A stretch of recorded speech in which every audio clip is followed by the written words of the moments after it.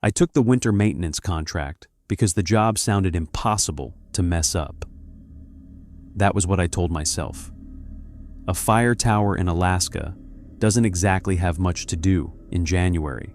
No tourists, no hikers, no lightning storms rolling over dry forest, no smoke columns to report, no campfires left burning by careless weekend idiots.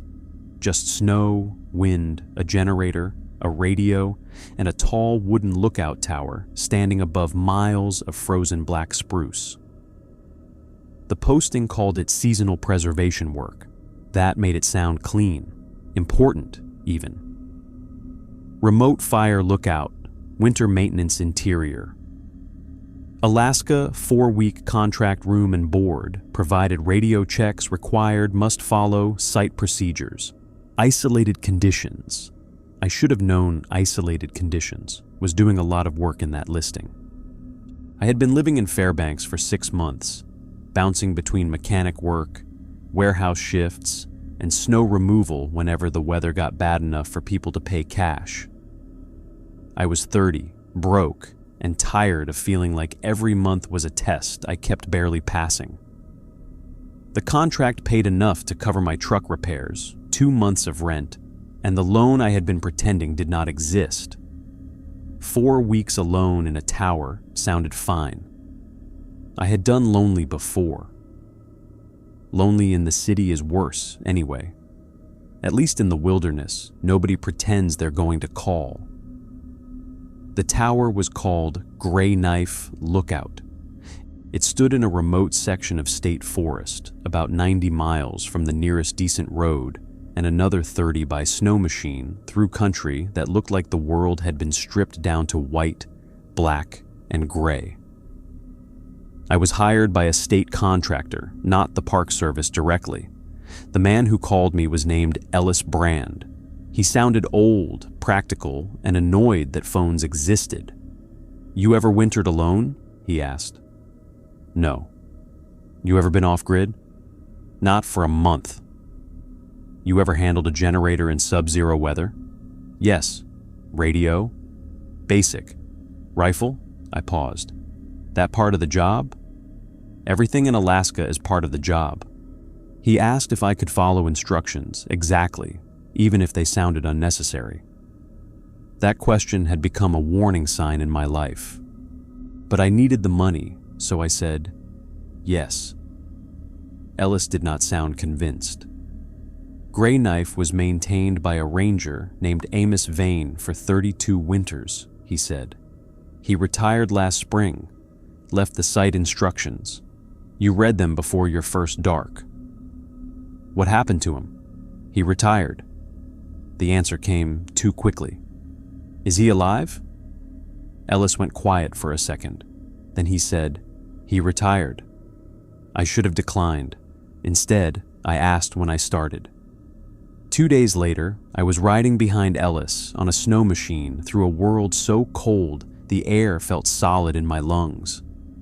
The sky was pale blue at noon and already fading toward dusk. The sun barely lifted above the horizon before giving up. Snow covered everything, but the forest was not soft. It was sharp. Black spruce trees stuck out of the white like burned wires. The wind moved loose snow across the ground in thin, ghostly sheets. Ellis drove ahead without looking back much. He was in his late 60s, broad through the shoulders, with a gray beard crusted white from frozen breath and eyes hidden behind amber goggles. He wore old insulated gear patched at the elbows and carried a rifle strapped across his back like it was as normal as a lunchbox. We followed a marked trail for the first 10 miles. Then the markers stopped. Ellis kept going. I tried to remember every turn, but after a while the land became repetition.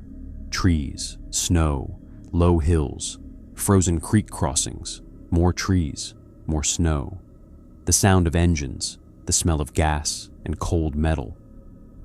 Then the tower appeared. At first, it looked like a black line above the trees. Then, it became a structure. Gray Knife Lookout stood on a ridge above the forest, a four-legged timber tower about 60 feet tall, with a square cabin at the top and a narrow staircase zigzagging up one side. Guy cables ran from the corners to anchors buried in snow.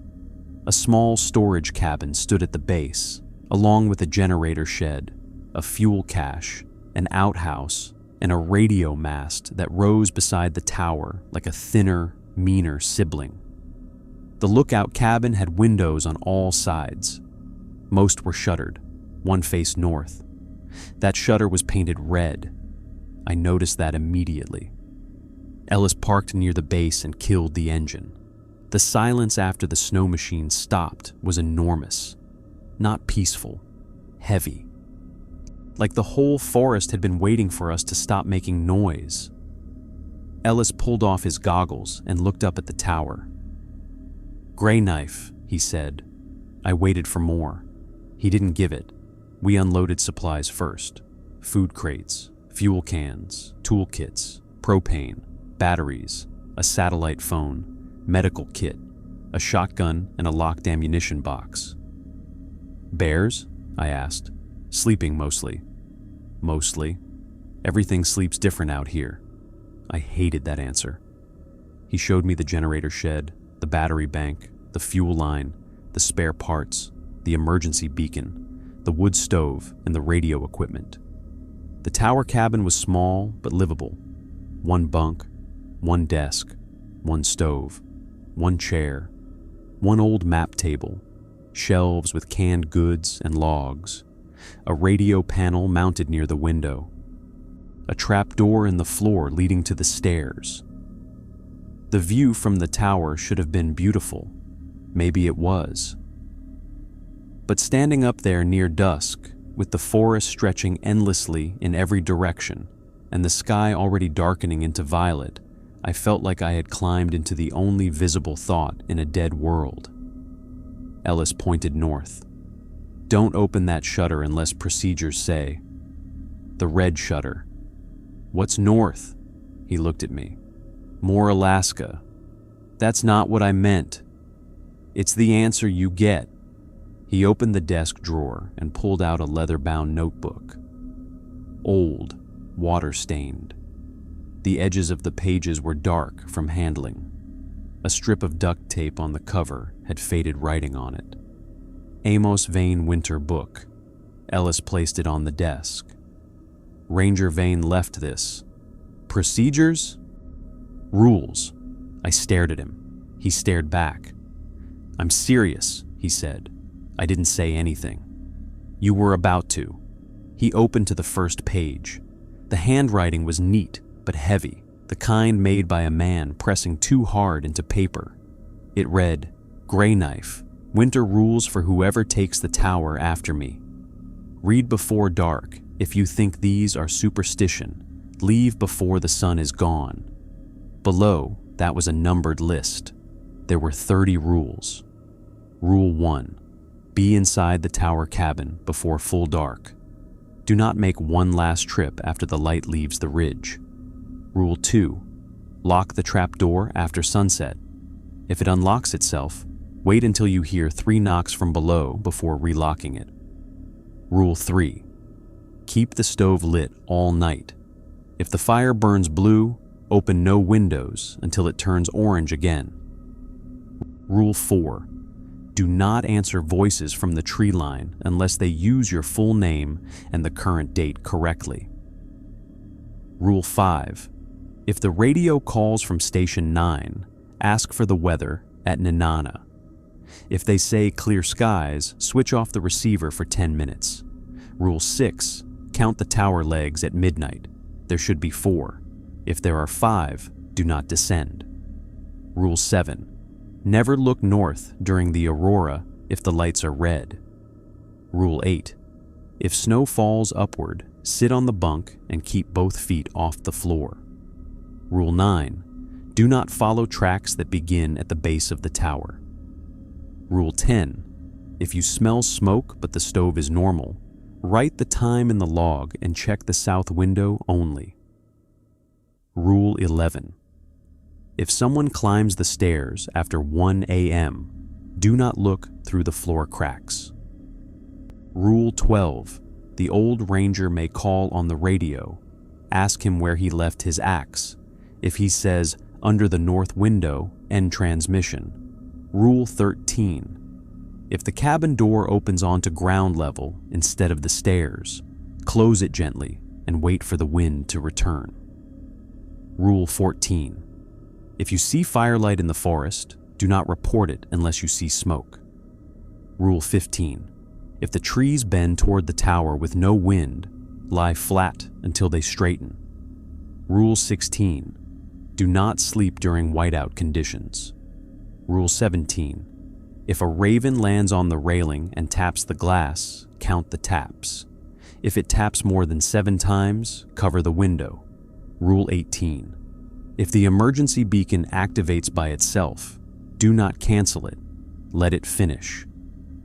Rule 19. If the map shows a cabin that is not on your supply route, fold the map and put it in the stove unburned. Rule 20. Do not open the red north shutter before sunrise. Rule 21. If you hear a baby crying below the tower, put on the earmuffs and restart the generator. Rule 22. If the generator shuts off and the radio stays powered, unplug the microphone first. Rule 23. If the snow machine returns without a rider, do not go down to check it. Rule 24. If Ellis radios and tells you to evacuate after dark, ask him what happened to Amos Vane's left hand. If he says frostbite, stay in the tower. Rule 25. If your own voice calls from the woods, answer nothing. Rule 26. If the stars vanish one by one, close all shutters and face the stove. Rule 27. If something knocks from inside the woodpile, do not burn that wood.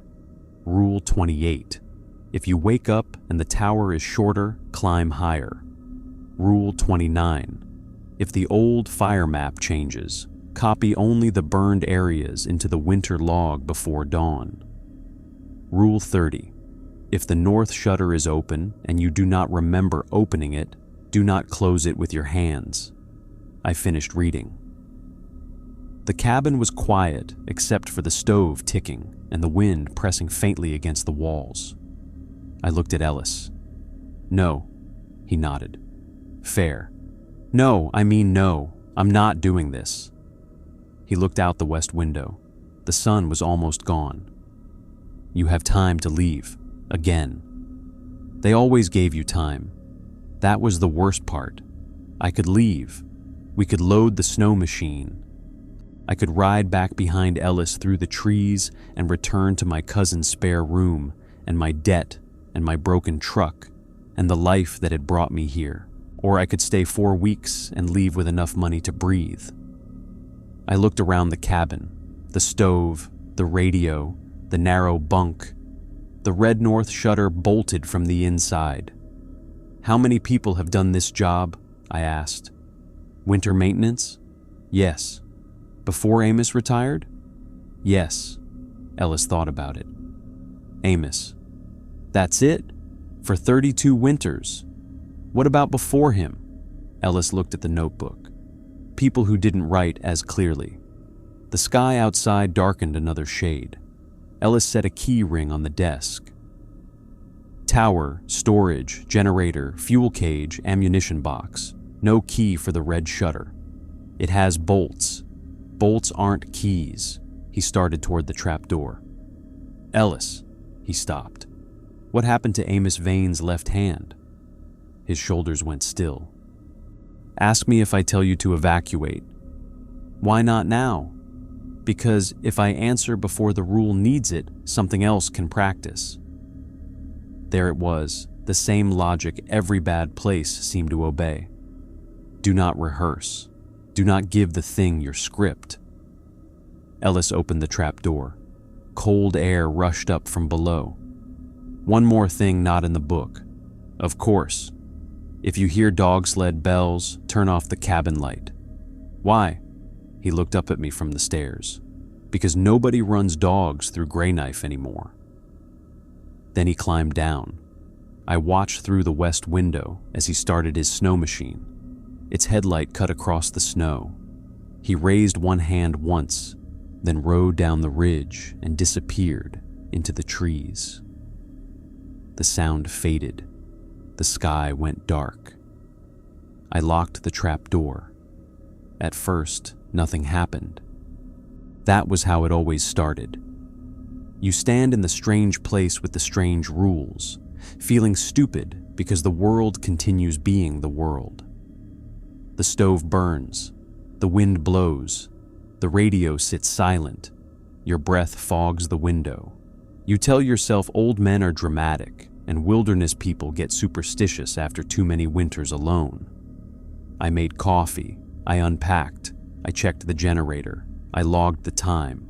6:12 p.m., shift started, tower secured, stove lit, generator running, weather clear, visibility good, temperature minus 31 degrees Fahrenheit. At 700, I did my first equipment check from inside the tower. No going down after full dark. I checked through windows, generator shed light visible, fuel cache intact, radio mast steady, south ridge clear, east tree line still, west trail empty. I did not open the red north shutter. At 7:38, the radio crackled. Grey Knife, Station 9.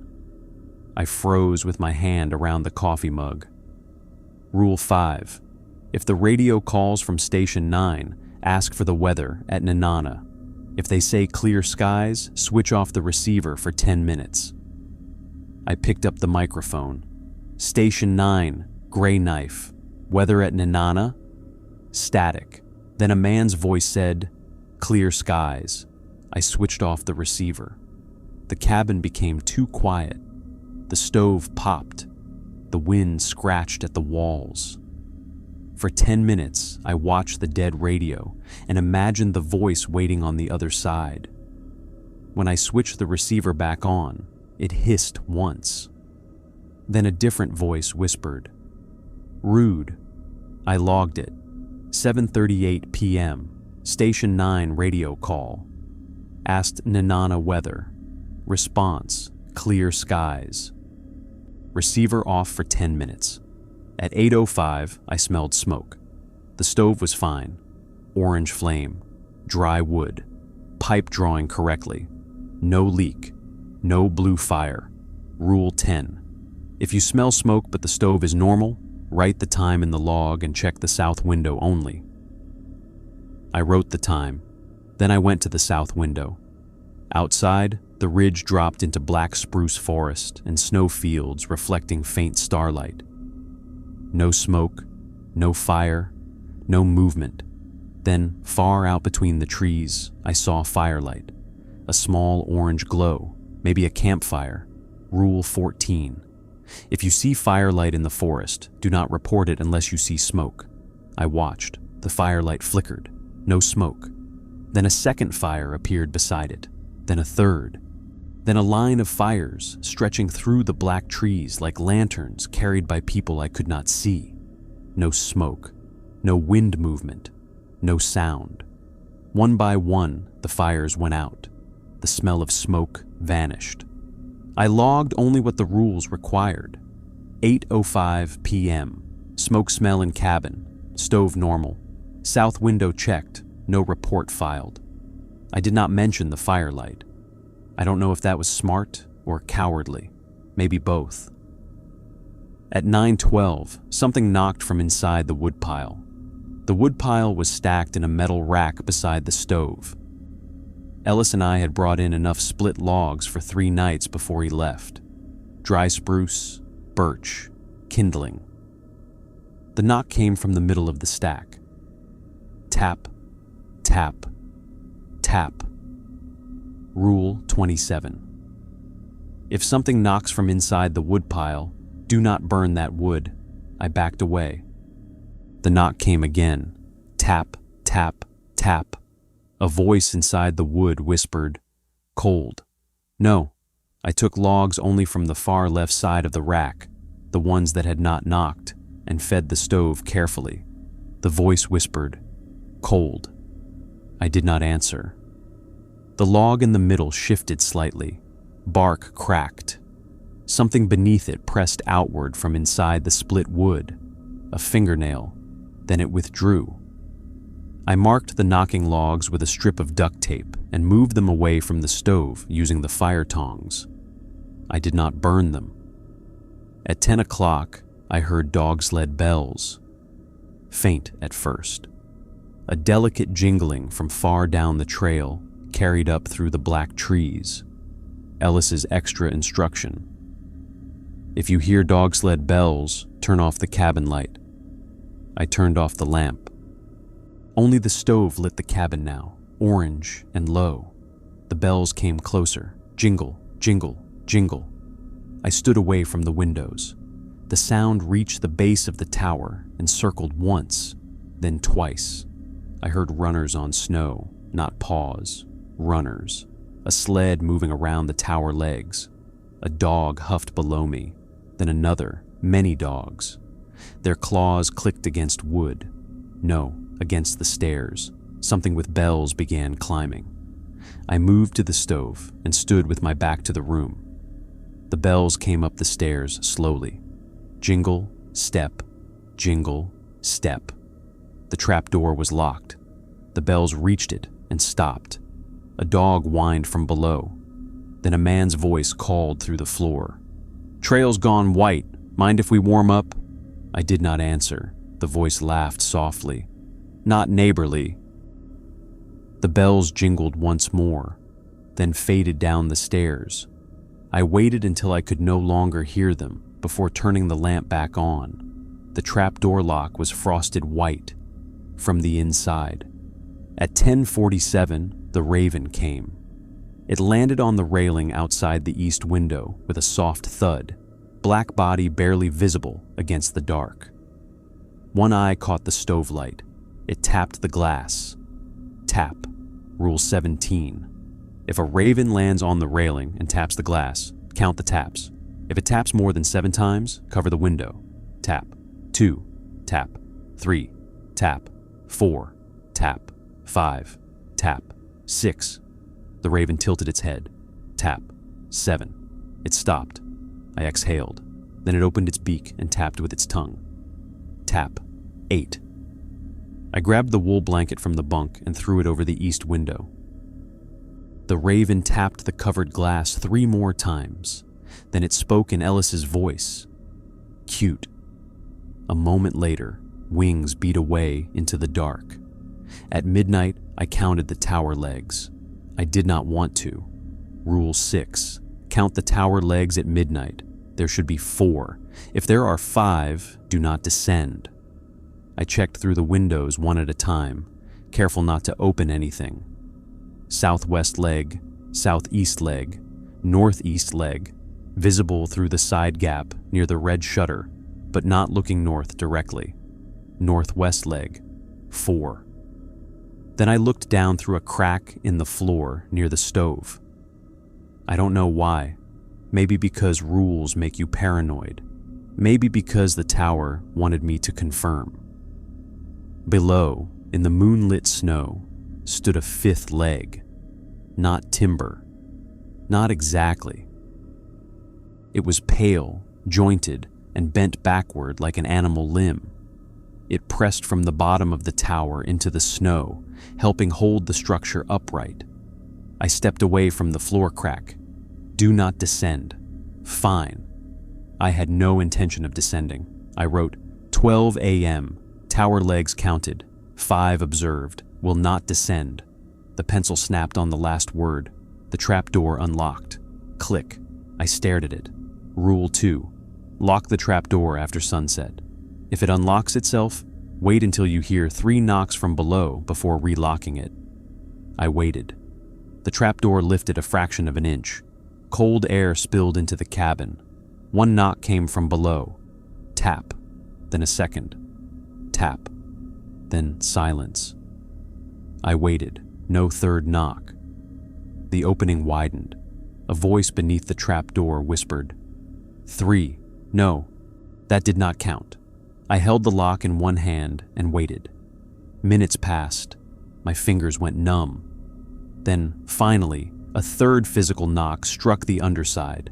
Tap. I slammed the trapdoor down and relocked it. Something below chuckled. At 12:31, the stove fire turned blue. The change was sudden. Orange flame became deep blue, nearly invisible except at the base of the logs. The cabin temperature dropped instantly. Rule 3. Keep the stove lit all night. If the fire burns blue, open no windows until it turns orange again. I backed away from every window. The blue fire made no crackle. It burned silently. Frost spread across the inside of the glass. One window latch clicked, then another. The cabin wanted air. I held my hands under my armpits and stood in the center of the room. The north shutter bolts rattled. Red shutter. Do not open before sunrise. The stove flame stayed blue. Someone outside the north shutter whispered, "Too warm in there." I did not answer. The whisper became a child. "Please, my hands are frozen." Then Ellis, "Open up before the glass cracks." Then my own voice, "Just one window." Rule 25. If your own voice calls from the woods, answer nothing. It was not from the woods. It was from behind the north shutter. I answered nothing anyway. After 11 minutes, the stove flame turned orange. The window latches stopped clicking. The cabin warmed again. At 1:04, someone began climbing the stairs. Slow, heavy, boots on frozen wood. Rule 11. If someone climbs the stairs after 1 a.m., do not look through the floor cracks. I sat at the desk and stared at Amos Vane's notebook. The footsteps climbed. Step, step, step. The tower creaked under the weight. Whoever it was stopped halfway up, then kept going. Step, step, step. At the trapdoor, the footsteps stopped. A gloved hand brushed the underside. I could hear leather scrape wood. Then a voice said, "Maintenance check." I did not move. The voice said, "Generator's failing." The generator hum outside sounded steady. Fuel lines freezing. Still steady. A pause. Then the voice said, "Your stove's out." The stove burned orange. I wrote in the log without looking down. 1:04 a.m. Footsteps on stairs. No visual check. The person below the trapdoor leaned close. I heard breathing through the cracks. Then Amos Vane's voice said, "Good." I had never heard Amos Vane's voice. Still, I knew it was him. Old, dry, half amused, half exhausted. The radio crackled at the same moment. "Gray Knife, this is Ranger Vane." Rule 12. The old ranger may call on the radio. Ask him where he left his axe. If he says, "Under the north window," end transmission. I picked up the mic. "Ranger Vane, where did you leave your axe?" The voice on the stairs and the voice on the radio answered together. "Under the north window." I switched off the radio. The breathing beneath the trapdoor stopped. The boots descended the stairs. When I finally looked, the trapdoor was still locked. At 1:39, the snow began falling upward.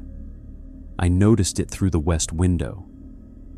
The snow on the ridge lifted in tiny white flecks, rising from the ground into the dark sky. At first, I thought wind was blowing powder upward. Then I saw it everywhere. Snow lifting from tree branches, snow rising from the tower stairs, snow peeling off the generator roof and drifting upward like ash in reverse. Rule 8. If snow falls upward, sit on the bunk and keep both feet off the floor. I climbed onto the bunk and pulled my feet up. The floorboards creaked. Something moved beneath them, not below the tower, inside the floor. As if the cabin floor had become the surface of a pond, and something large was swimming underneath. The snow outside rose faster. The whole tower groaned. A pale hand pushed up through the floorboards near the stove, not breaking them, passing through like water. It felt around blindly. The fingers were long and frostbitten. Another hand appeared near the desk, then another near the trap door. I sat on the bunk with my knees against my chest and watched hands search the cabin floor for feet. One brushed the bunk leg. The entire bed shook. I kept my feet up. After a few minutes, the upward snow slowed. The hands sank back through the floor. Outside, snow began falling normally again. At 2:06, the emergency beacon activated by itself. A red light blinked above the radio panel. The emergency beacon was a satellite distress unit in a yellow case near the desk. Ellis had shown me how to trigger it if injured or stranded. Now it blinked without being touched. Rule 18. If the emergency beacon activates by itself, do not cancel it, let it finish. I watched it blink. The radio panel hissed. A computerized voice said, "Emergency signal received. Confirm distress." I did not confirm. The beacon blinked faster. "Confirm distress." I did not touch it. The stove popped. The tower creaked. Then the voice changed. My mother. She had been dead for 3 years. "Daniel, my name, not full name. Wrong date. Do not answer voices unless full name and current date correctly." She said, "Daniel, are you hurt?" I gripped the edge of the desk. The beacon blinked. Her voice became clearer. "I'm coming up." No, she wasn't. She had never been to Alaska. She had hated snow. The beacon finished after 3 minutes. The red light went dark. My mother's voice stopped mid-breath. I logged it. 2:06 a.m. Emergency beacon activated. No cancellation, no confirmation. At 2:44, the map changed. An old fire map covered the table under cloudy plastic. It showed ridges, creeks, burn scars, trails, and lookout sites. Gray Knife sat near the center, marked by a red triangle. Rule 29. If the old fire map changes, copy only the burned areas into the winter log before dawn. I heard the map before I saw it. Paper stretching, ink crawling. The clear plastic cover fogged from underneath. New lines appeared. A cabin north of the tower, then a trail leading to it, then a second tower, then a burned area spreading across the northern forest. I remembered Rule 19. If the map shows a cabin that is not on your supply route, fold the map and put it in the stove unburned. The map did show a cabin, but it also showed burned areas. 2 rules, different actions. Fold it and put it in the stove, unburned. Copy burned areas before dawn. I decided order mattered. First, copy the burned area, only the burned area. I opened the winter log and sketched the blackened shape spreading north of Gray Knife. I did not copy the cabin. I did not copy the trail. I did not copy the second tower. The plastic cover cracked. A smell of smoke filled the cabin. I finished drawing the burn scar. Then I folded the map as best I could beneath the cracked plastic, tore it free from the table, and shoved it into the stove. Unburned, the flames moved around it without catching. Inside the stove, the map unfolded by itself. The drawn cabin on it glowed red. A voice from the stove whispered, "Come see." I shut the stove door. At 3:15, the stars began vanishing, one by one. Through the west and south windows, the sky lost points of light. Not clouds covering them, stars going out. Little black gaps opening in the sky where they had been. Rule 26. If the stars vanish one by one, close all shutters and face the stove. I closed the west shutter, south, east. I did not touch the red north shutter because it was already closed. Then I faced the stove. Behind me, the windows went black. Not dark, black, as if nothing existed outside them anymore. The stove fire reflected in the iron door. In that reflection, I saw the cabin behind me, and the red north shutter slowly opening. I did not turn. The bolts slid back by themselves. 1, 2, 3. The shutter creaked. Cold poured into the room. Rule 30. If the north shutter is open and you do not remember opening it, do not close it with your hands. I looked only at the stove reflection. The red shutter opened wider. In the reflected north window, beyond the glass, the aurora burned red across the sky. Rule 7.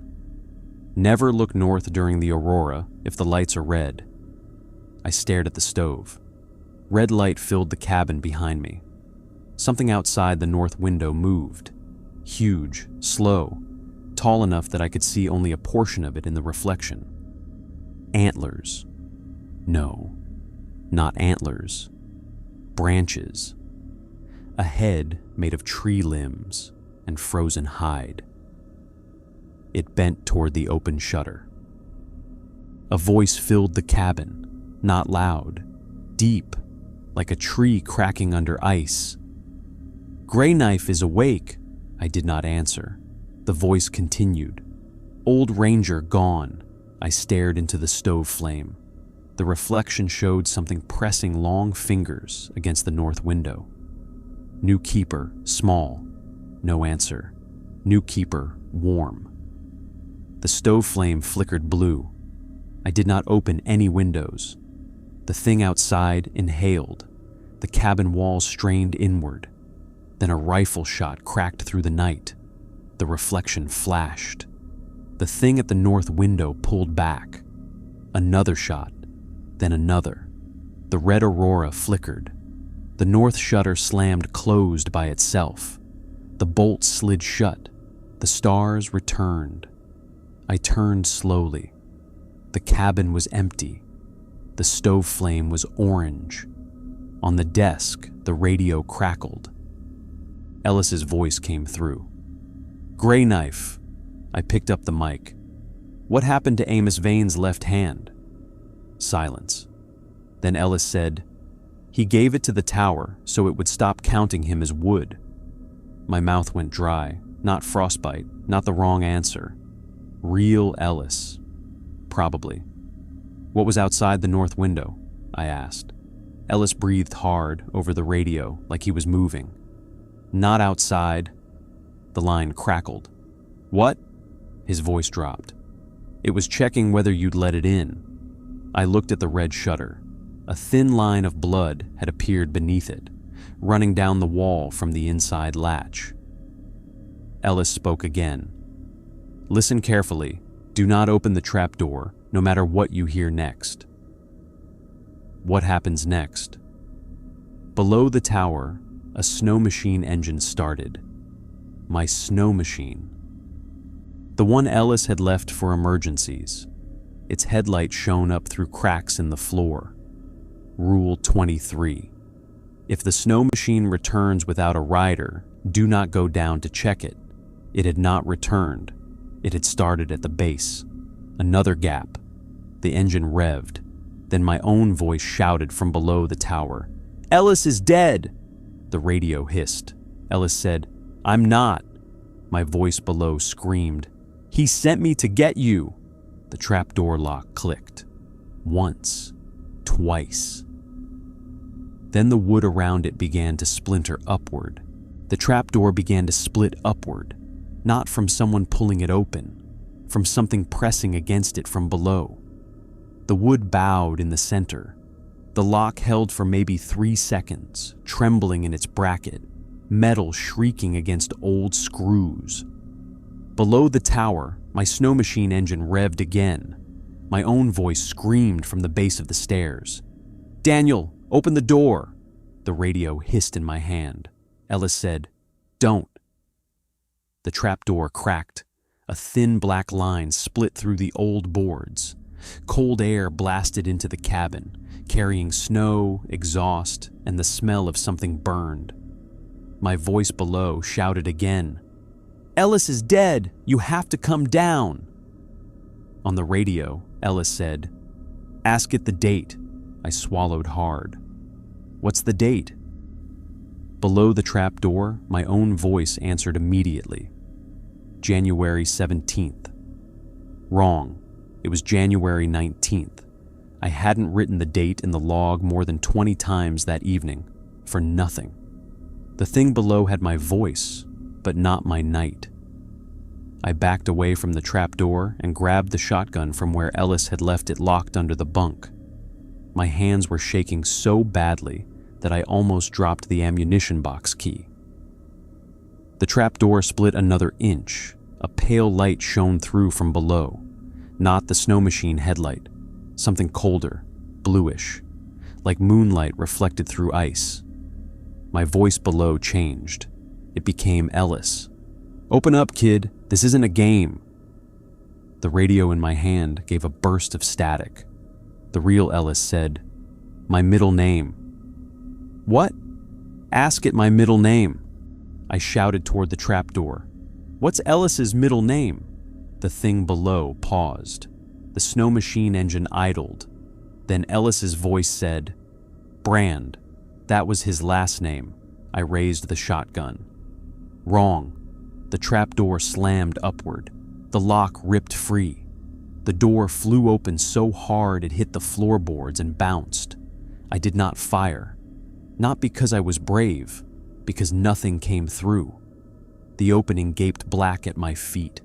The stairs descended into darkness. Cold air poured up. The snow machine engine stopped. For 1 second, the whole ridge went silent. Then a hand reached up through the opening. It was mine. Same scar across the knuckle from when I cut myself fixing my truck. Same torn thumbnail, same sleeve. The hand gripped the edge of the floor. My face rose from the darkness below. Not a reflection, not a hallucination. Me, covered in frost, eyes wide, mouth blue. My other self looked up and whispered, "You left me down there." I almost fired. Instead, I remembered Rule 25. If your own voice calls from the woods, answer nothing. This wasn't the woods, but it was my voice, and I was done letting technicalities kill me. I said nothing. The thing wearing my face smiled. It began pulling itself up through the trap door. I backed toward the stove. The radio crackled. Ellis said, "Stove poker." I looked down. The iron poker leaned beside the stove. "Not gun," Ellis said. "Wood remembers iron." I grabbed the poker with my left hand and kept the shotgun in my right. The thing had both arms on the floor now. Its body remained hidden below the trap door, but its head and shoulders were inside the cabin. It looked exactly like me, except for one detail. No breath. In that temperature, in that cabin, every living thing made fog. I was breathing clouds. It was breathing nothing. It dragged itself forward. "Don't leave me," it whispered. I swung the poker. The iron struck its wrist. The sound was not flesh. It was frozen wood splitting. The thing screamed in my voice and dropped back through the trap door. The stairs below went black. The trap door slammed shut by itself. Broken lock, splintered wood, no way to secure it. The radio hissed. Ellis said, "Move the stove ash bucket on top of it." "What?" "Ash from this tower. Put it on the door." I grabbed the metal ash bucket beside the stove. It was half full from earlier use, heavy and warm through the handle. I set it directly on the trap door. The wood stopped trembling. The cold air cut off. Outside, far below, the snow machine engine started again. This time, it moved away, not down the trail, around the tower, circling. One slow loop, then another. No rider visible from the window. Rule 23. If the snow machine returns without a rider, do not go down to check it. I had no intention of going anywhere. I pressed the radio. "Ellis, where are you?" Static. Then his voice said, "On the ridge below yours." "Why?" "Because the north thing moved early." "What is it?" He did not answer right away. Then he said, "Amos called it the tree line." I looked toward the covered east window, then the red north shutter. The tree line? Not trees, the place behind them. That did not help. The snow machine continued circling below. I heard it pass under each window. South, west, north, east, south again. Ellis continued. Gray Knife was built as a fire lookout. That's true. But the ridge was used before that. Miners, trappers, survey crews. People came up here because from the top, you can see what's burning. What's burning now? Nothing yet. The way he said yet made my stomach tighten. At 3:33, the radio died. Not static, not weak signal. Dead. The power light went black. Then the generator stopped. The cabin went quiet except for the stove. Rule 22. If the generator shuts off and the radio stays powered, unplug the microphone first. The radio had not stayed powered, but the microphone did. A red light glowed inside it, pulsing softly.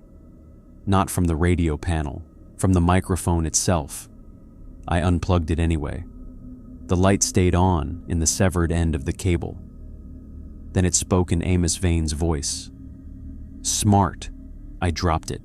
The microphone hit the floor and rolled toward the trap door. The ash bucket rattled.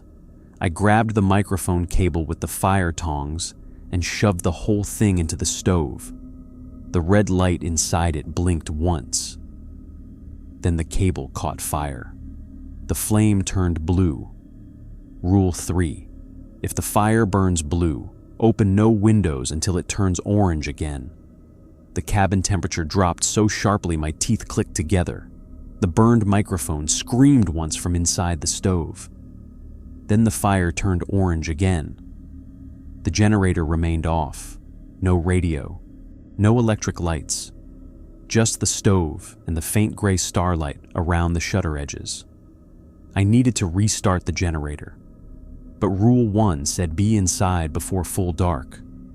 Rule 6 said if there were 5 tower legs, do not descend. Rule 23 said if the snow machine returned without a rider, do not go down. Every rule said stay. The cabin said freeze. I checked the battery bank gauge on the wall. Low. The stove could keep me alive. But without the generator, the radio stayed dead. The beacon might fail, and the battery bank would run down before dawn. The contract had not prepared me for making choices between rules that all sounded like they had been written after someone died learning them. Then the baby started crying below the tower. Rule 21. If you hear a baby crying below the tower, put on the earmuffs and restart the generator. There it was, the one rule that told me to go. The crying came from directly under the cabin. Small, weak, cold. I stood frozen. The earmuffs hung beside the bunk. Heavy orange hearing protection for generator work. I put them on. The crying became muffled, but I could still feel it in my ribs. Restart the generator. That meant descend. But Rule 6 said if there were 5 tower legs, do not descend. I looked through the south window. 4 timber legs visible from that angle. The 5th pale leg had been beneath the floor earlier. I checked the crack near the stove. The ash bucket still sat on the trap door, so I couldn't see down. The baby cried again. No, not a baby, a lure. But the rule didn't say ignore it. It said put on earmuffs and restart the generator. I moved the ash bucket. The trap door did not lift. I tied a rope from the storage trunk around my waist and anchored it to the stove leg. Maybe stupid, maybe useless, but it gave my hands something to do that felt like preparation. Then I opened the trap door. Cold rushed up. No face, no hand. The stairs descended into darkness. The baby cried below. I took the shotgun, the flashlight, and the generator key. Then I climbed down. The tower stairs were coated with frost. Wind shoved between the steps hard enough to make me grip the railing with one hand. My earmuffs turned the world into a muffled, thudding silence. Halfway down, something walked beneath the tower. I saw only movement between the timber legs, large, white, low to the ground, then gone. I did not stop. At the base, my snow machine sat 10 yards from where it should have been. No rider, engine off now, headlight on, pointed directly at the generator shed. The baby cried from inside the shed. Of course it did. I crossed the snow carefully, refusing to look toward the trees. Tracks circled the tower, snow machine tracks, but beside them were footprints, my own boot prints, going around and around. I had not made them. Rule 9, do not follow tracks that begin at the base of the tower. I stepped across them at right angles, not along them, and reached the generator shed. The door was open. It had been closed earlier. Inside, the generator sat silent, metal casing frosted over. The baby crying came from behind it. I did not look. I went straight to the control panel. Fuel line pressure low, battery start available. I primed the line. The baby cried harder. Behind the generator, something shifted. Not small, not baby-sized. A voice, soft and pleading, came through the earmuffs anyway. Pick him up. I hit the starter. The generator coughed once. Died. Behind it, the crying stopped. A woman whispered, "You'll let him freeze?" I hit the starter again. The generator sputtered. Caught for 2 seconds. Died. Something crawled behind the generator. Long nails scratched concrete. The earmuffs should have blocked the sound. They didn't. I looked only at the panel. Fuel valve. Choke. Battery. Starter. Again. The generator roared to life. The shed light flickered on. The crying cut off instantly. I turned to leave. Behind the generator sat a bundle of blankets. Small. Still. I did not look closely. I stepped out of the shed and closed the door. As I crossed back toward the tower, I made the mistake of glancing at the snow machine. Someone sat on it now. Amos Vane. I knew it the way you know people from stories before meeting them. An old man in a ranger coat, white beard iced over, one gloved hand on the handlebar. His left hand was missing. The sleeve was pinned neatly at the wrist. He watched me through the falling snow. My earmuffs muffled the world, but I still heard him. Wrong generator. I stopped. The tower above me creaked. The cabin light came on. Not orange stove light, electric light. So the generator had worked. Amos lifted his stump and pointed toward the generator shed. Not that one. The shed behind me changed. It looked older now, smaller. The walls made of logs instead of plywood. Smoke seeped from the roof. Rule 10. If you smell smoke but the stove is normal, write the time in the log and check the south window only. I was outside. No log, no stove, no south window. Amos said, "It's awake now." I backed toward the tower stairs. He did not move. "Are you Amos Vane?" I asked. He smiled faintly. "What's left for asking?" "Where did you leave your axe?" His expression changed. "Not under the north window." That was not the wrong answer, not the exact one. "Where?" His eyes lifted toward the tower cabin. "In my hand." His missing left hand. The tower groaned again. Above me, the red north shutter opened. I heard the bolt slide even from the ground. I looked down. Do not look north during red aurora. Do not look at the tree line. Do not look up. The aurora glowed red over the snow anyway, turning the ground the color of old blood. Amos said, "Climb." I climbed. Behind me, the snow machine engine started, though Amos was no longer sitting on it. It drove itself toward the trees.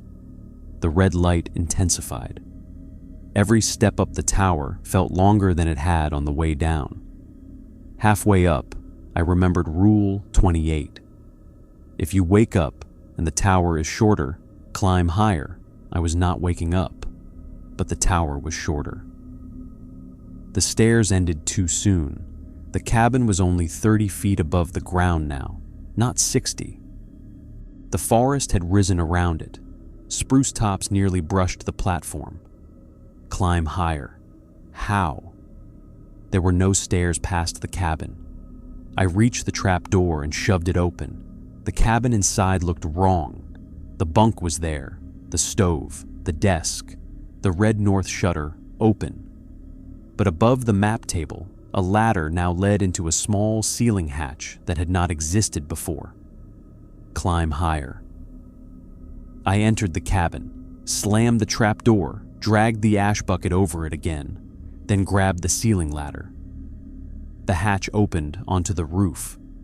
Wind hit me so hard I almost lost my grip. The top of the lookout cabin was flat and rimmed by a low railing. The radio mast rose beside it, guy wires humming. From up there, I could see the forest in every direction. I could also see the tree line, not the trees. The thing behind them. The red aurora lit the northern horizon, and beneath it, the black spruce forest had bent toward the tower. Not from wind. Every tree leaned inward, branches stretched like fingers. Between the trunks stood pale shapes, tall, still, watching. The tower legs below were no longer 4, not 5, dozens. The tower had grown pale-jointed limbs that reached down into the snow, lifting itself higher as the forest rose around it. Climb higher. The whole structure was standing up. I crouched on the roof, gripping the railing, trying not to scream. Below, from inside the cabin, the radio came back on. I heard it through the roof. Ellis's voice shouted, "Daniel! Full name? No, not full. But real? Maybe. The current date? No. Do not answer." The tower lurched. The roof tilted. I slid toward the north side, grabbed the railing, and slammed my shoulder into the wood. Below me, the red shutter banged in the wind. Rule 30. If the north shutter is open and you do not remember opening it, do not close it with your hands. I was not inside. I had no way to close it anyway. Then I saw the axe. It was embedded in the roof near the radio mast. Old, single bit, wooden handle blackened with age. The blade was buried halfway into the boards. Tied to the handle with frozen leather was a human left hand, mummified, frost blackened. Amos Vane's hand. In my head, I heard him. In my hand. The tower lurched again. The pale shapes at the tree line stepped forward. The trees bent lower. The north shutter below banged open and shut, open and shut. Not closing, inviting. The axe handle vibrated. I crawled to it and gripped it with both hands. The frozen hand tied to it flexed. I nearly let go. Instead, I pulled. The axe came free. The red aurora flared. Every pale shape at the tree line tilted its head. The tower stopped moving. Inside the cabin below, the radio spoke with Amos's voice. "Cut what counts you." I had no idea what that meant. Then I looked down at the tower legs. 4 timber legs, 1 pale 5th leg, and dozens of smaller pale limbs growing around them, gripping the tower, trying to decide what shape it should have. Rule 6. There should be 4. If there are 5, do not descend. I was not descending. I had an axe. I crawled to the roof edge and swung at the nearest pale limb, hooked over the railing. The blade bit into it. It was not wood. It was not flesh. It was something like frozen root packed with bone. The limb snapped. A scream rolled through the forest, not from one throat, from every tree. I swung again. Another limb broke, then another. The tower shook violently. The red aurora pulsed. Below, something climbed the stairs fast. Boots, hands, claws, all together. Rule 11. If someone climbs the stairs after 1 a.m., do not look through the floor cracks. I was above the floor now, no floor cracks. But something slammed into the roof hatch. Once, twice, I kicked it shut. A voice below shouted in Ellis's voice, "Daniel, stop cutting!" I swung the axe into another pale limb. The hatch burst open. My own face looked up at me, frostbitten, angry. "You're cutting us loose," it said. I brought the axe down. The blade split its face. The thing collapsed through the hatch without blood, breaking into splinters of ice and bark. The tower dropped 10 feet. I hit the roof hard. The axe nearly slid away. I grabbed it. The pale limbs withdrew from the railing, but the 5th tower leg remained below, planted deep in the snow. Cut what counts you. The 5th leg counted the tower wrong. I had to cut it. That meant going down. Rule 6 said do not descend if there are 5. But maybe that rule kept you from stepping onto the ground while the 5th leg held the tower. Maybe Amos had written it before he knew how to fight it. Or maybe I was rationalizing myself into dying. The roof tilted again. The forest was closer now. The pale shapes had reached the base of the tower. They did not climb. They waited. I opened the hatch, dropped into the cabin, and landed hard beside the stove. The red north shutter was still open. I did not look through it directly. I took the fire tongs, gripped the shutter edge with them, and pulled. Not with my hands. The shutter slammed closed. The bolt slid halfway. Not enough. Something outside pressed against it. I wedged the axe handle between the shutter brackets and forced the bolts down with the tongs. The red light vanished. The cabin turned orange again. The trapdoor was open. The ash bucket overturned. Snow blew up through the square opening. At the bottom of the stairs, pale faces looked up. I did not descend through them.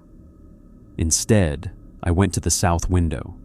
The south guy wire anchor sat below, half buried in snow. A coil of emergency rope hung by the bunk. I tied the rope around the stove leg, around my waist, then threw the coil out the south window. The window was not north. The stove was orange. No rule stopped me. That was not the same as safe. I climbed out. The cold took my breath instantly.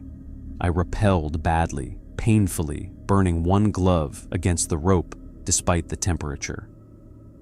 Halfway down, the tower shifted. I slammed into a timber leg and nearly dropped the axe. Below, the pale 5th leg pulsed. It was attached under the cabin, angled into the snow between the real supports. The pale shapes at the base turned toward me. They looked human in pieces, a shoulder, a face, an arm, a set of antlers made from spruce branches, a mouth full of black needles. I landed in waist-deep snow beside the south tower leg. Rule 9. Do not follow tracks that begin at the base of the tower. I didn't follow any. I made my own, straight toward the 5th leg. The pale shapes moved, slow, then faster. I lifted the axe. The frozen hand tied to the handle clenched over mine. It guided the swing. The blade hit the fifth leg. The impact rang like metal. The tower screamed. The second swing split the outer layer. Something hot sprayed across the snow. Sap. Blood. Both. The pale shapes rushed me. I swung a third time. The fifth leg cracked. The tower dropped. Real timber legs slammed deeper into the snow. The pale leg folded at the cut. A hand grabbed my parka from behind. My own voice screamed in my ear. "You'll fall with us!" I turned and drove the axe backward. It hit something. The grip released. I swung again at the fifth leg. The blade went through. The pale support snapped. For one impossible second, the tower hung in the air, unsure what number it was. Then it settled onto 4 legs. 4. Only 4. The red aurora blinked out. The pale shape stopped moving. The trees straightened. The forest became forest again. The cold became just cold. I fell to my knees in the snow. Above me, the cabin light flickered. The radio crackled faintly through the open south window. Ellis's voice said, "Daniel, answer, if alive." Full name? No. Current date? No. But this was radio, not tree line, not woods. Still, I knew better. I dragged myself back to the rope and climbed. It took everything. By the time I pulled myself through the south window, my arms were shaking so hard I couldn't stand. I collapsed beside the stove, still holding Amos's axe. The radio crackled again. Ellis said, "Daniel Mercer, January 19th. Answer, if alive." Full name, current date. I grabbed the mic with numb fingers. "Alive." Static. Then Ellis exhaled. "Good." I laughed once. It sounded broken. "I cut the fifth leg." "I know." "How?" The tower stopped leaning wrong. I looked at the axe. The frozen hand tied to it had gone still. "What was that thing?" Ellis was quiet for a long time. Then he said, "Amos used to say gray knife doesn't watch for fires. It watches what fires keep away." The stove popped. The cabin suddenly felt too small. "What does that mean?" "It means dawn matters." I checked the clock. 4:18 a.m., hours until sunrise. Outside, the wind returned. Normal wind, maybe. The generator ran. The radio worked. The north shutter was bolted. The tower had 4 legs. I wanted to believe the worst was over. Then the old fire map slid out of the stove. Unburned, it landed on the floor. Slowly, it unfolded. The cabin drawn on the map north of the tower was gone. The second tower was gone. The burn scar I had copied remained. But now the burned area had spread. It circled Gray Knife completely. And in the center of that burned ring, where my tower stood, new writing appeared in Amos Vane's hand. "They will come before sunrise because you cut what held them low." The radio hissed. Ellis said, "Daniel?" I couldn't answer. Outside, from every direction at once, dog sled bells began to ring. The dog sled bells came from every direction at once. North, south, east, west, from the ridge below, from the frozen creek, from between the black spruce trees, from beneath the tower. A soft, delicate jingling, too gentle for how afraid it made me. I stood in the middle of the cabin with Amos Vane's axe in my hands, staring down at the map that had just unfolded itself from the stove. "They will come before sunrise because you cut what held them low." The words darkened as I read them, like the paper was burning from the inside without flame. The radio hissed. Ellis said, "Daniel?" I reached for the microphone. Before I could answer, the cabin light flickered once. Then the radio spoke with my own voice. "Ellis, I'm coming down." I froze. My hand hovered above the mic. The real Ellis shouted through the static. "Don't answer that." My voice on the radio continued. "I cut the leg. The tower's clear. I'm heading to the ridge." The dog sled bells grew louder. Jingle, jingle, jingle. The sound was beautiful in the way ice is beautiful before it breaks under you. I grabbed the microphone and said, "Daniel Mercer, January 19th. I am still inside the tower." Ellis answered immediately. "Stay there." My own voice laughed through the radio. "No, you're not." The receiver screamed with static, then went dead again. Outside, the bells stopped. All of them, at once. That silence was worse than the sound. I moved slowly to the south window and looked out. The snow below the tower was empty. The generator shed light glowed yellow. My snow machine sat near the base, where it should not have been. The tracks circling the tower were still visible, carved deep into the snow, like something had been dragging itself around and around. Beyond the ridge, the trees stood straight again, normal, black, still. Then, far out between them, a lantern appeared. One small orange light. No smoke. Rule 14. If you see firelight in the forest, do not report it unless you see smoke. I did not report it. Another lantern appeared beside it. Then another. Then more. A line of light stretched through the forest, moving slowly toward the ridge. They were not campfires, not lanterns, not exactly. They bobbed at shoulder height, people carrying them, or things pretending to. The dog sled bells started again, much closer now. Something moved under the tower stairs. I grabbed the earmuffs and put them back on. The bells dulled. The world became heartbeat, breath, and low wind. Then the trapdoor knocked. 3 times, tap, tap, tap.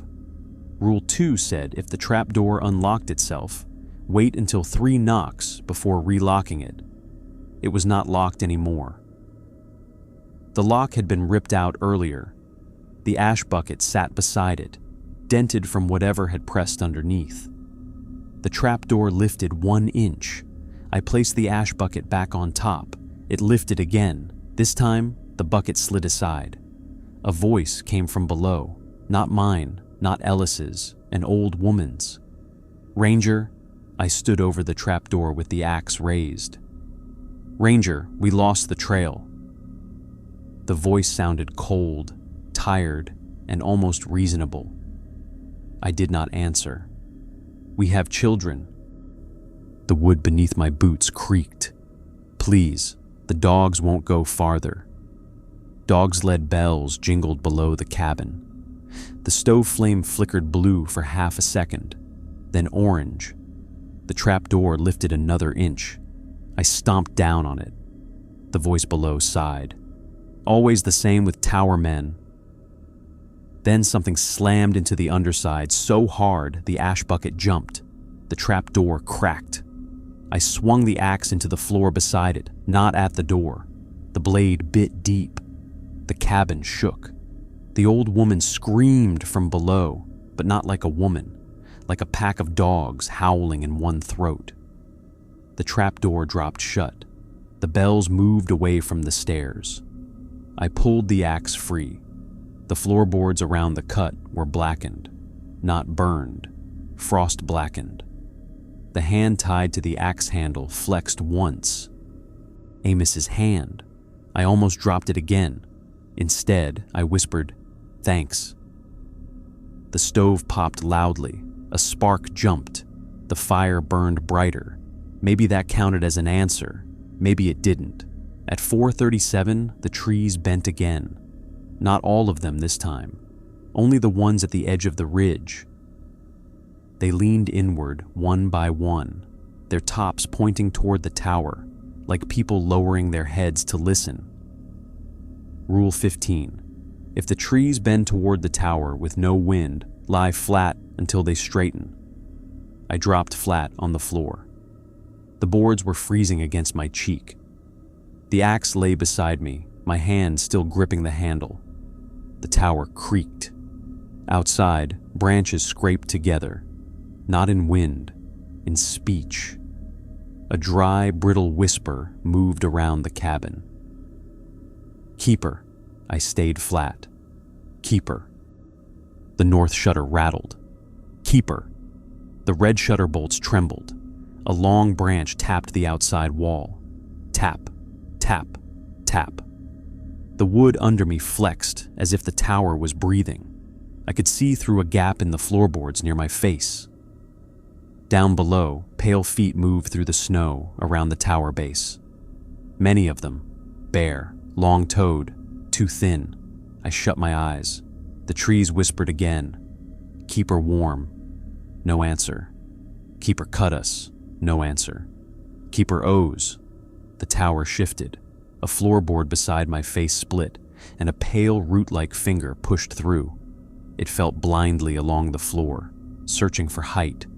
I stayed flat. The finger slid past my shoulder, brushed the axe handle, and recoiled. The entire forest hissed. The trees straightened. The finger withdrew through the floor. I stayed flat for another full minute before moving. At 4:52, the old ranger called again. The radio had no power light. The microphone was burned in the stove.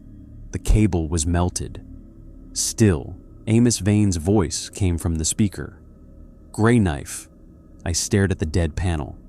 Gray Knife, answer if you cut the leg. I did not touch the radio. His voice crackled. Daniel Mercer, January 19th. Answer if you cut the leg. Full name, current date, but it was still coming from a dead radio. I looked at Amos's axe. The frozen hand tied to it slowly opened, then closed. Maybe permission, maybe warning. I spoke without using the microphone. I cut it, static. Then Amos said, good, bad, both. The radio hissed like wind through spruce needles. You took the tower off their count. That keeps you from becoming one of the legs. But what holds them low was holding them low for a reason. What are they? The dead radio clicked. The voice changed. Younger now. Still Amos, but not as old. Before Gray Knife was a tower, it was a fire mark. Before men built stairs, people came here when the forest burned red. They watched the tree line because sometimes the fire pushed things out that should have stayed behind the trees. The stove burned low. I added a log from the safe side of the pile. Not the taped ones. Never the taped ones. Amos continued. They don't like fire. Not real fire. Not stove fire. Not lightning fire. Not sun. The tower was built on the old mark, and as long as someone kept a flame up here through winter, they stayed behind the line. I thought of the rules. Keep the stove lit all night. Face the stove when stars vanish. Check only south for smoke. Firelight without smoke. What happens before sunrise? I asked. The radio hissed. They try to convince the keeper that warmth belongs outside. The cabin went cold, not gradually, instantly. My breath burst white from my mouth. The stove flame shrank. The log I had just added blackened, but did not catch. The taped woodpile knocked again. Tap, tap, tap. Rule 27. If something knocks from inside the woodpile, do not burn that wood. The knocking logs rolled off the rack by themselves and across the floor toward the stove. One hit my boot. A voice inside the log whispered, "Burn me." No. The stove flame shrank again. The cabin walls cracked with cold.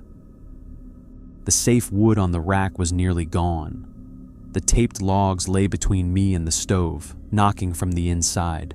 Tap, tap, tap. "Burn me," the voice whispered. "I'm dry."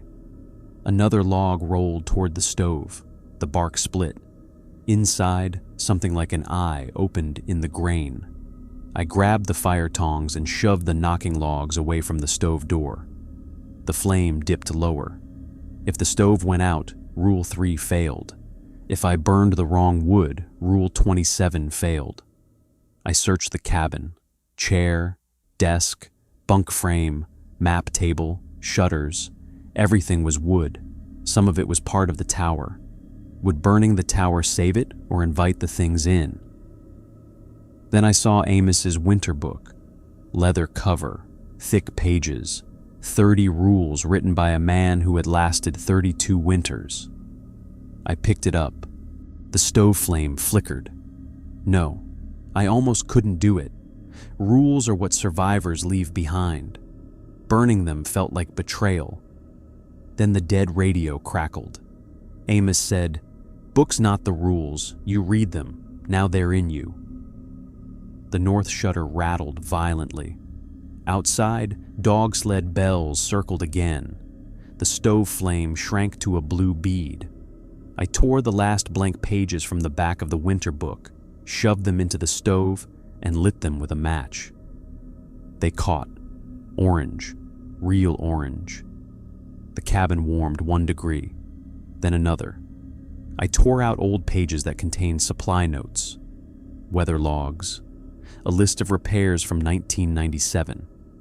The stove took them greedily, but the rules themselves I did not burn. Not yet. The knocking log stopped rolling. The eyes in the wood closed. The fire grew enough to catch one safe split log. Orange flame returned. Amos's voice whispered from the dead radio. Good. I hated that word less when it came from him. At 5:08, the emergency beacon activated again. The red light blinked from its yellow case. Rule 18. If the emergency beacon activates by itself, do not cancel it. Let it finish. I let it blink. But this time, instead of a computerized voice, Ellis came through the beacon. Not the radio, the beacon. Daniel Mercer, January 19th. Full name, correct date. I crawled closer, but did not touch it. Ellis, I'm at the South Ridge. His voice was thin, distorted, but not fake in the way the others had been. The trail behind me is gone. What do you mean gone? I mean there's no return trail. The snow filled it backward. I've got red aurora north and lanterns east. How many legs? 4. Good. What do I do?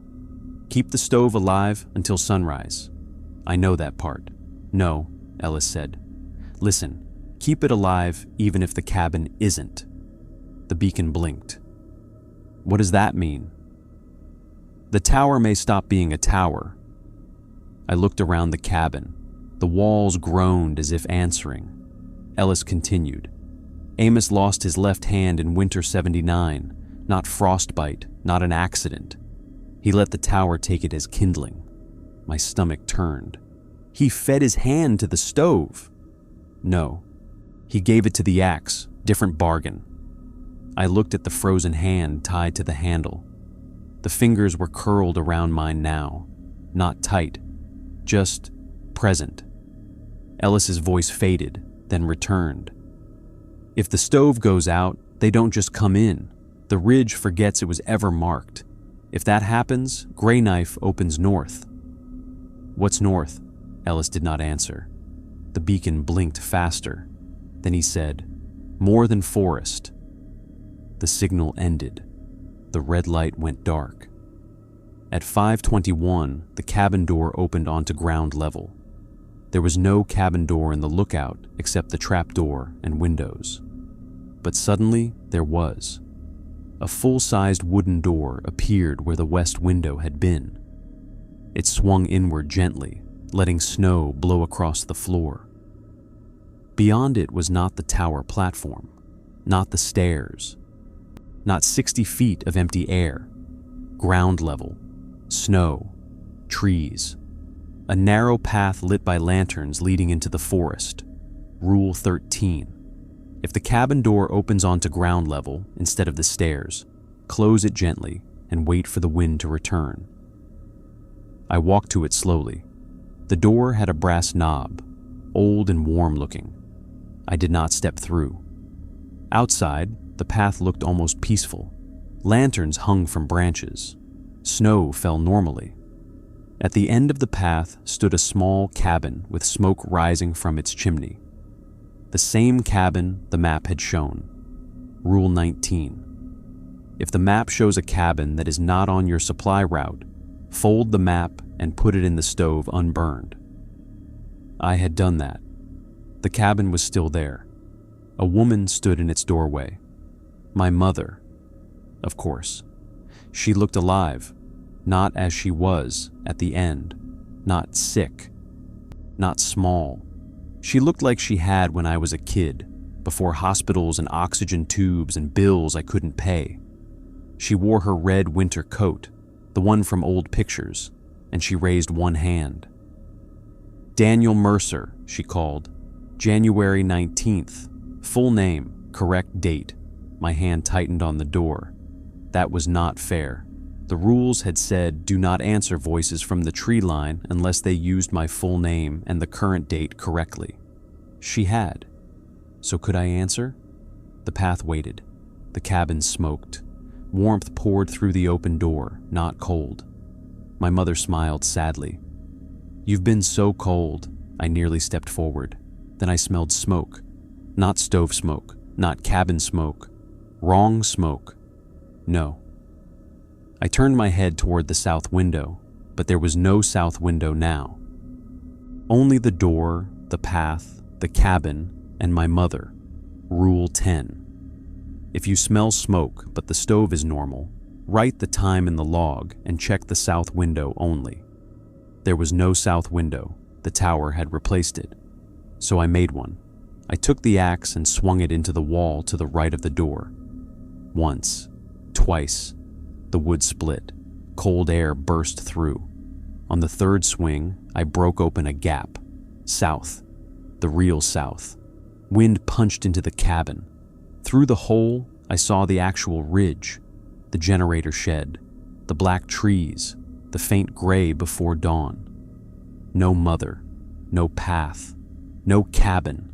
The false door slammed inward, trying to knock me through it. I grabbed it with the fire tongs, not my hands, and pushed it shut gently. Not slammed. Gently. The door closed. The west window returned. For a moment, there was no wind. Then the real wind came back, shaking the shutters. I wrote the time in the log. 5:21 a.m. Cabin door opened onto ground level. False route north. Closed gently. Wind returned. My handwriting looked like it belonged to an old man. At 5:37, the stars vanished again. There were fewer now because dawn was coming, but I watched them disappear one by one in the southern sky. Rule 26. If the stars vanish one by one, close all shutters and face the stove. West shutter, south shutter, east shutter, north already bolted. I faced the stove. The fire was orange, small but alive. Behind me, the cabin stretched. I felt it. The room becoming longer, the walls moving away. The stove reflection showed more than should have fit behind me. Bunks, desks, coats. Old rangers, many of them. Standing silently in the expanded cabin. Men and women in old field jackets, park uniforms, trapper gear, military coats, miner's wool. Some missing hands, some missing faces, some with branches growing through their shoulders, all facing the stove. I did not turn. One of them spoke. New keeper. I stared into the flame. Another said, short winter. Another, closer, whispered, first night is the loudest. Amos Vane stepped into the stove reflection, not the thing that had crawled up earlier. This was the old ranger, as he must have been before, whatever retirement meant out here. White beard, deep-lined face, one hand missing, eyes sharp enough to cut. He stood behind my reflected chair. Rule 31, he said. My throat went dry. There are only 30. There were only 30 when I still had paper.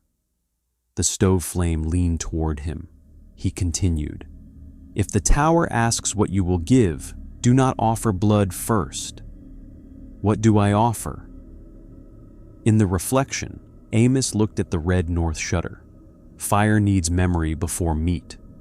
Behind him, the other keepers nodded. I understood, maybe not fully, enough. The tower, the stove, the ridge, whatever bargain held the tree line back, it did not want random sacrifice. It wanted something that had meaning. Amos had given his hand after giving everything else. I looked at the winter book, the rules pages, the one thing he left behind, the one thing that had kept me alive. The stove flame lowered, the cabin creaked. The red north shutter bolts began to slide. One, then the second. The third held. The reflected Amos said, "Read them once." My hand shook as I opened the winter book to the first page. Gray knife. Winter rules. I read them aloud. All 30, not quickly, not dramatically, carefully, like taking attendance. Rule 1. Be inside the tower cabin before full dark. Rule 2. Lock the trap door after sunset. Rule 3. Keep the stove lit all night. I read every word while the cabin groaned, while the red shutter rattled, while dog sled bells circled below, while something large moved behind the trees and the stove flame listened. When I reached Rule 30, the north shutter slammed open. Red aurora flooded the cabin. The reflection in the stove vanished. The real north window stood exposed. Beyond it, the tree line had reached the ridge. The pale shapes stood just outside the tower. Not below, level with the window, because the tower was shorter again, or the forest was taller. The largest one bent toward the open shutter. Branches spread from its head. Its body was made of frozen hide, black spruce limbs, and old snow. Lanterns hung inside its ribcage, burning with smokeless fire. Its face had no eyes, only a hollow where firelight should have been. It spoke in every voice from the night. Ellis, Amos, my mother, my own. Keeper, what will you give? I looked at the winter book, then at the stove. Fire needs memory before meat. I tore out Rule 1. The page shook in my hand. I placed it in the stove. The flame caught orange. The thing at the window recoiled slightly. I tore out Rule 2, then Rule 3, one by one. Each page burned bright. Each rule entered the fire. Not destroyed, changed. The cabin warmed. The north thing hissed. At Rule 12, Amos's radio rule, the dead radio sparked and went silent for good. At Rule 20, the red north shutter rule, the shutter slammed halfway closed, striking the thing's branch-like fingers. It screamed. At Rule 24, Ellis's evacuation rule, the emergency beacon blinked once and died. At Rule 30, I hesitated. If the north shutter is open and you do not remember opening it, do not close it with your hands. I looked at the open shutter, at the thing beyond it, at the page in my hand. Then I placed Rule 30 in the stove. The fire surged. The axe in my hand pulled me forward, not toward the window, toward the shutter latch. The frozen hand tied to the axe handle gripped over mine. I used the axe head like a hook, caught the shutter ring, and pulled, not with my hands, with iron. The red shutter slammed shut on the thing's reaching arm. The arm severed at the wrist. Something pale and branch-like fell into the cabin, writhing on the floor. I kicked it into the stove. The fire went white, not blue, white. The cabin exploded with heat. The north thing screamed so loudly, the shutters bowed inward. Outside, the dog sled bells snapped into silence. The red aurora blinked once, then went green, then faded. The first line of sunrise broke over the south ridge. The pale shapes withdrew from the tower. The trees straightened. The forest became black spruce again. The north shutter stayed closed. The stove burned orange. I stood there with the empty cover of Amos Vane's winter book in one hand and the axe in the other, shaking so hard I could barely breathe. At 6:03 a.m., Ellis climbed the stairs. I heard him coming, real boots, heavy, tired, human. He stopped below the trap door. Daniel Mercer, January 20th. I checked the log. The date had changed. Sunrise had carried us over. "What happened to Amos Vane's left hand?" I called. Ellis answered. "He gave it to the tower so it would stop counting him as wood." I moved the ash bucket and opened the trap door. Ellis climbed in slowly.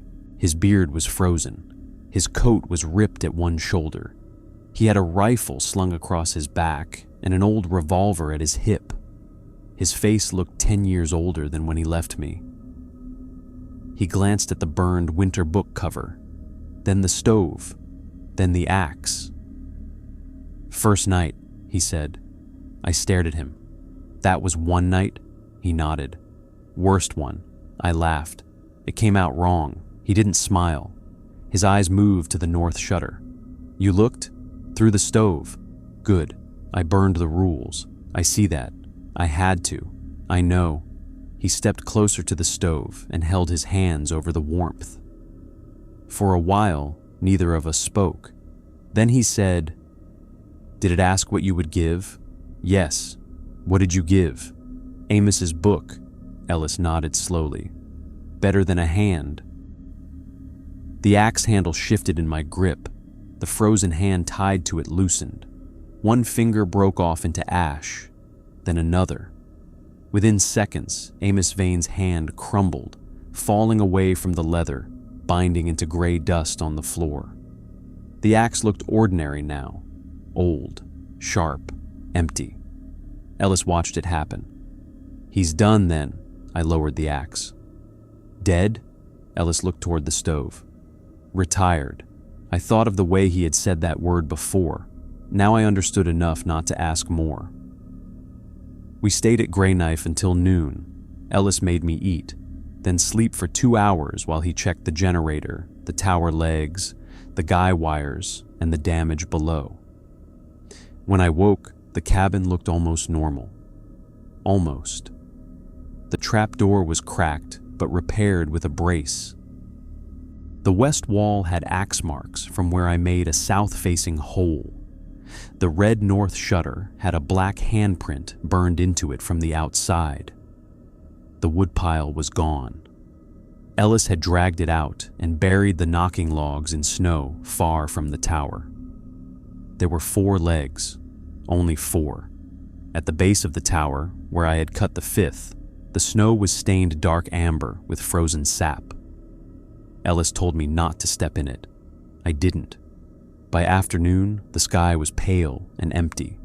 No red aurora, no lanterns, no bells, no voices. The forest looked like forest. That was the worst part, in a way. Bad places should remain visibly bad. They should have the decency to look like what they are. Grey Knife looked like a lonely fire tower in winter. Weathered wood, snow, a stove, a radio, a ridge. A place you could explain. That makes it easier for the next desperate man to stay. Ellis offered to take me back. Not forced. Offered. Same as before. "You lasted first night," he said. "Contract says you can void for sight distress." "Will I still get paid?" "Partial." "How partial?" He named a number. Not enough. Of course not enough. I looked at the tower, at the stovepipe, at the red north shutter, at the axe leaning by the door. Then I thought of my rent, my truck, the debt waiting for me like a smaller but more patient monster. "I stay," I said. Ellis closed his eyes. Not surprised, not pleased, just tired. "Then you write the new book. I burn the rules." "You remember them?" "Yes." "All of them?" I did. Every single one. That bothered me more than anything. He handed me a fresh notebook from his pack. Plain black cover, dry paper, a pencil tied to it with cord. Right before dark. So I did. I wrote all 30 rules from memory, word for word as best I could. Then I added the ones I had learned. Rule 31. If the tower asks what you will give, do not offer blood first. Fire needs memory before meat. Rule 32. If the trap door breaks, ash can hold it until sunrise. Rule 33. If you cut the fifth leg, keep the stove burning. The things it held low will come before dawn. Rule 34. If a dead keeper gives you an axe, use iron before hands. Rule 35. If the false door shows you home, make a south window before closing it. Rule 36. If the rules must burn, read them aloud first. Ellis read them after I finished. He stopped at Rule 36, then he nodded once. Good rule. I did not tell him not to say good. He left before sunset. This time, I watched him go without wishing I was on the back of his snow machine. Not because I was brave, because part of me had become too tired to imagine escape as simple. The next 3 weeks were not quiet. Do not believe that because the first night ended, Grey Knife became safe. It didn't. Station 9 called 6 more times. Twice they said clear skies at Nanana. Once they gave me weather for a town that had burned down in 1911. I switched off the receiver every time. The Raven returned on the 5th night and tapped 7 times exactly. Then it sat there until dawn, watching me with one eye like it was disappointed. The snow machine returned without a rider on week 2. I stayed in the tower. It circled until sunrise, then parked itself beside the generator shed with a child's mitten frozen to the handlebar. I burned nothing from the woodpile that knocked. I never looked north under red aurora. I never followed tracks that began at the tower. Once, during a whiteout, the tower shortened while I was awake. I climbed onto the roof before the cabin dropped below the tree line. I sat there with the axe across my knees while pale shapes moved through the storm below, unable to find the top. Another night, the map showed the same false cabin. This time, I did not copy it. I folded the map and put it in the stove, unburned. Inside the flames, my mother's voice said she had made soup. I shut the stove door and cried for 20 minutes, but I did not open it. I finished the contract. 30 days. Ellis came for me on the 31st morning. He found me thinner, older, and sitting at the desk with the new winter book closed in front of me. The tower had 4 legs. The stove was lit. The north shutter was bolted. The axe leaned beside the door. "You ready?" he asked. I looked around the cabin. No one sane would say they were sad to leave. I was not sad. But I understood how Amos had stayed 32 winters. Not because he loved it. Because after a place teaches you its rules, leaving feels like handing the next person a loaded gun and hoping they read the safety label. "I wrote everything," I said. Ellis picked up the book. On the cover, I had written, "Grey Knife Winter Rules for whoever takes the tower. After me read before dark. If you think these are superstition, leave before the sun is gone." He ran one gloved hand over the cover. "Amos would approve." "Is he gone?" Ellis looked at the stove. "From here." That was enough. We loaded the snow machines in silence. Before leaving, I climbed the tower one last time. The cabin smelled like smoke, iron, coffee, and cold wood. The windows were shuttered except south. The red north shutter looked ordinary if you ignored the black handprint burned into the outside edge. I placed the winter book in the desk drawer. Beside it, I left the axe. I didn't want to. That worried me, so I left it faster. At the bottom, Ellis waited. "Don't look back once we cross the creek," he said. "Why?" He stared at me until I nodded. We rode away from Greyknife under a pale morning sky. At the frozen creek, I almost looked back, not because I wanted to see the tower, because I heard dog-sled bells behind us, soft, fading, almost gentle. I kept my eyes on Ellis's machine. We reached the road before dark. 2 days later, the money hit my account. Full contract pay, hazard bonus, retention bonus. A number big enough to make me stare at my phone for a full minute. Money is bait. Money is always bait. But I took it. Of course I did.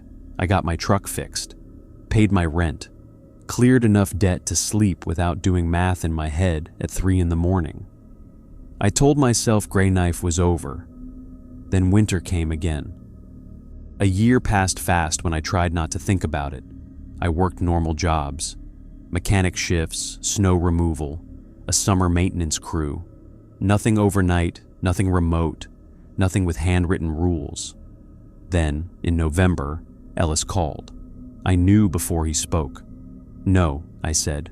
He was quiet. Then he said, "I haven't asked. You don't have to. Greyknife needs a winter keeper. Find someone else."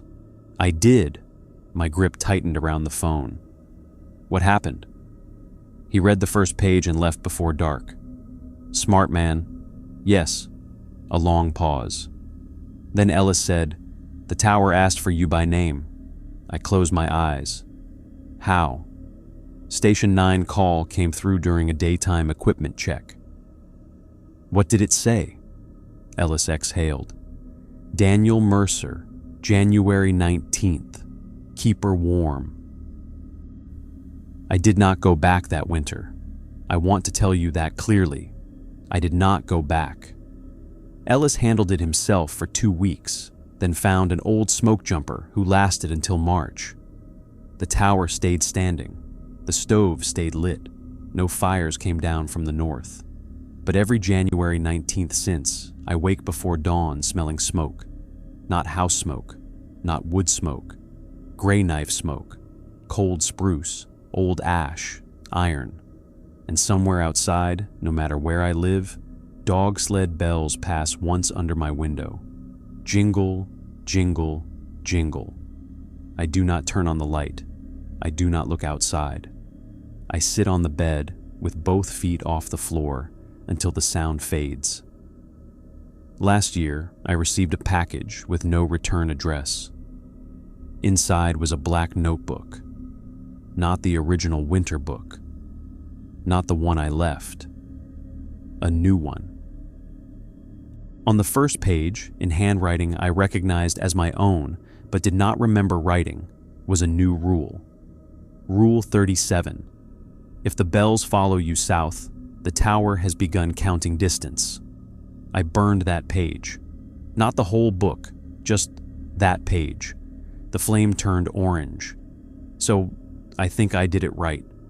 Maybe one day I'll go back. That is the part I hate admitting.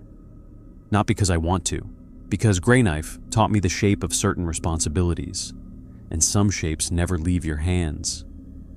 I still remember every rule. I still count tower legs in dreams. I still wake up sometimes with my left hand clenched so tightly it aches.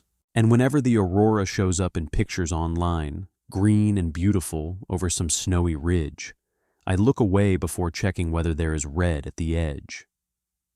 So if you ever take a winter maintenance job at a remote fire tower in Alaska and an old ranger leaves rules, read them before dark. Keep the stove lit. Do not open the red north shutter. If the tower has 5 legs, do not descend. If the old ranger calls, ask where he left his axe. If something asks what you will give, do not offer blood first.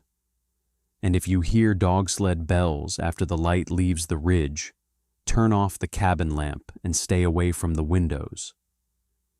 Nobody runs dogs through gray knife anymore. Not the living. Not in winter. Not from the north.